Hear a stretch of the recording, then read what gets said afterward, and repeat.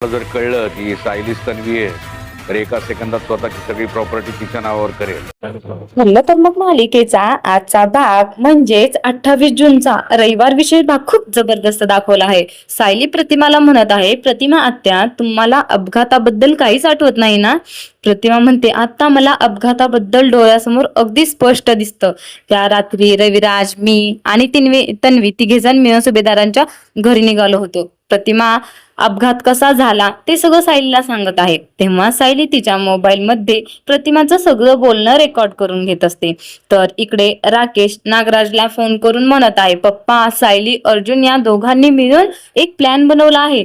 तर नागराज म्हणतो, कसला प्लॅन बनवला आहे? तर राकेश आता म्हणतो, ते दोघे जण मिळून 20 वर्षापूर्वी तुम्ही जो अपघात घडून आणला होता त्याचं रिक्रिएशन करणार आहेत. नागराज बोलतो की दादाला जर कळालं ना सायली हीच खरी तन्वी आहे तर ते आपल्याला खूप महागात पडेल आणि दादाला कसला विचार न करता तो सगळी प्रॉपर्टी सायलीच्या म्हणजेच तन्वीच्या नावावर करेल.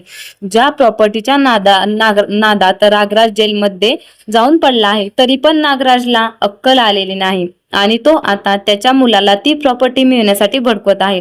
व राकेश आता म्हणत आहे की मी असं काही करेल त्यामुळे अख्खं किल्लेदार कुटुंब कायमचं संपेल. आता ऍक्सिडेंट रिक्रिएशनचा फायदा घेऊन राकेश आता रविराज किल्लेदारांच्या गाडीचे ब्रेक फेल करणार आहे व ब्रेक फेल झाल्यामुळे आता अख्खं किल्लेदार कुटुंब संपणार आहे.